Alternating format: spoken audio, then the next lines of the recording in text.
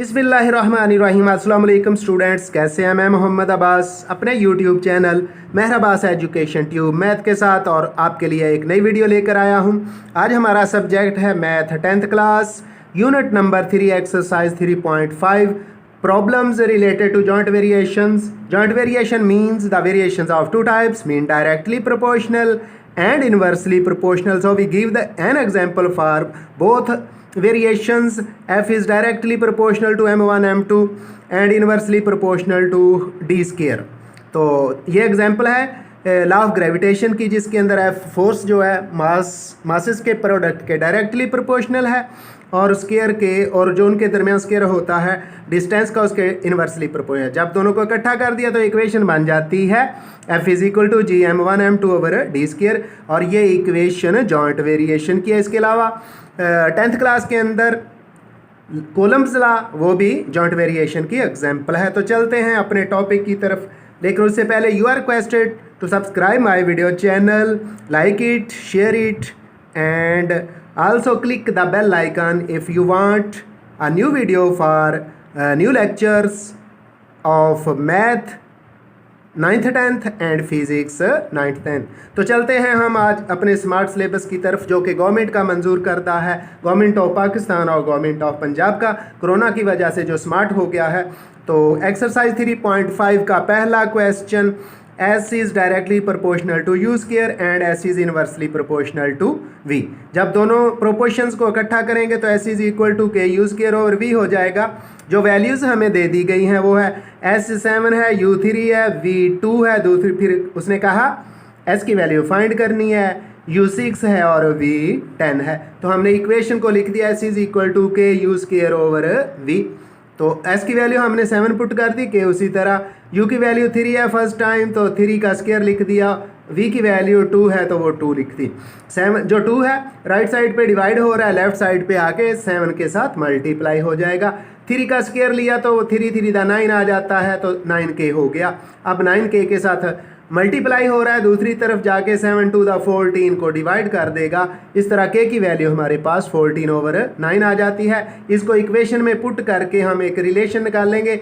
S is equal to K की जगह 14 over 9 put कर दिया, U स्क्वायर उसी तरह और V भी उसी तरह आ गया। अब हमने S फाइंड करना है, S उसी तरह लिखा, 14 ओवर 9 फिर उसी तरह। U की दूसरी दफ़ा वैल्यू हमारे पास 6 है, वो 6 का स्क्वायर ले लिया, और नीचे V की वैल्यू 10 है, वो भी पुट कर दी।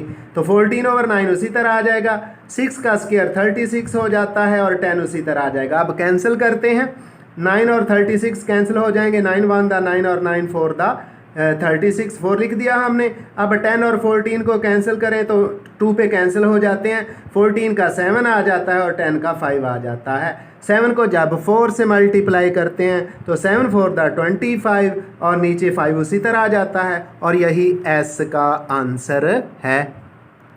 अब हम इसी एक्सरसाइज 3.5 के एक और स्मार्ट क्वेश्चन, जो कि क्वेश्चन नंबर 3 है, उसकी तरफ चलते हैं। उसके अंदर कहा गया है y is directly proportional to x cube and y is inversely proportional to z square t है। दो वेरिएशंस हैं, डायरेक्ट भी है और इनवर्स भी है। दोनों को जब इकट्ठा करते हैं तो y is proportional to x की 3 ओवर z स्क्वायर और t है, लिख दिया। जो वैल्यूज़ हमें दे दी गई हैं, y 16 है, x 4 है, z 2 है और t 3 है। y की वैल्यू हमने फाइंड करनी है, x इज इक्वल टू 2 है, z 3 है, t 4 है। तो हमने इक्वेशन के अंदर ये वैल्यूज़ पुट कर दी, y उसी तरह आ जाएगा, y की जगह 16 पुट कर दिया, k उसी तरह, x की वैल्यू 4 है, 4 पुट कर दी, उसका क्यूब लिख दिया। नीचे z की वैल्यू 2 है, वो पुट कर दी, और t की वैल्यू 3 है, वो पुट कर दी। 16 उसी तरह आ जाएगा, और ये जो 2 का स्क्वायर है 16 से जाके लेफ्ट साइड पे मल्टीप्लाई होगा, 3 भी मल्टीप्लाई हो जाएगा।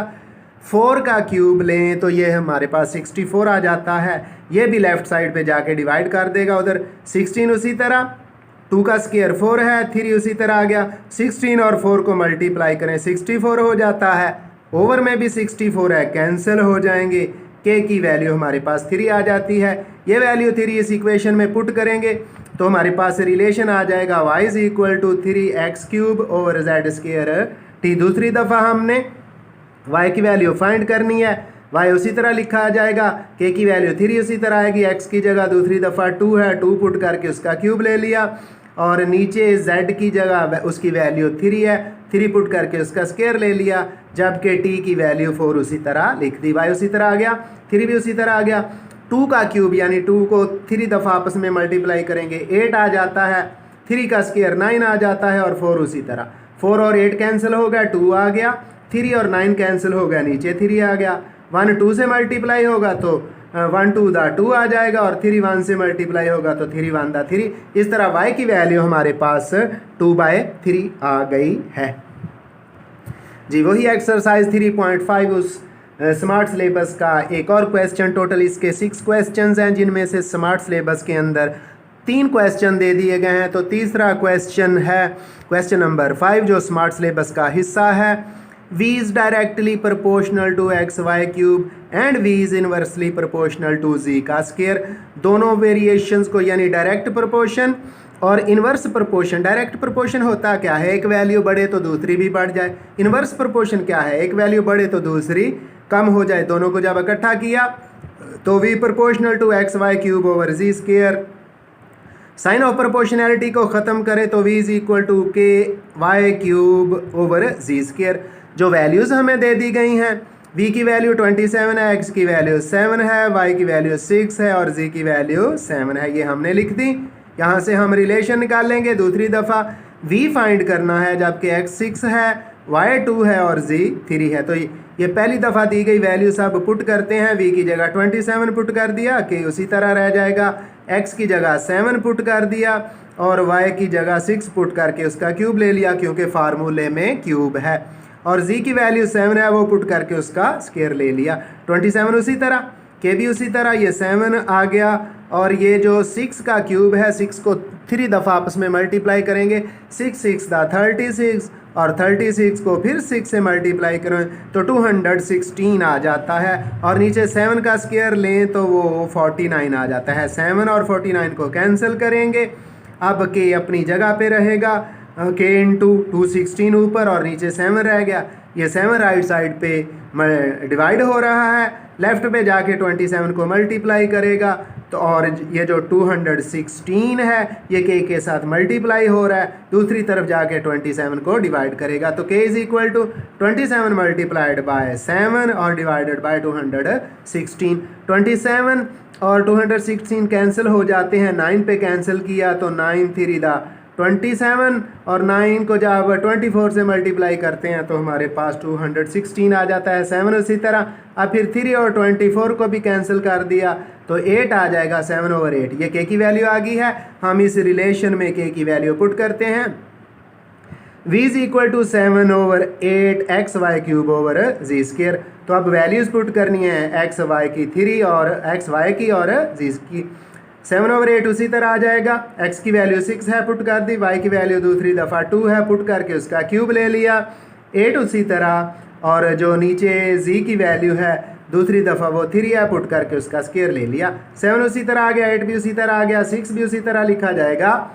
2 की पावर 3 है, ये 8 यानी 2 मल्टीप्लाइड बाय 2 मल्टीप्लाइड बाय 2 3 दफ़ा मल्टीप्लाई करें तो 8 आ जाता है, नीचे 3 का स्क्वायर 3 3 दा 9 हो जाता है।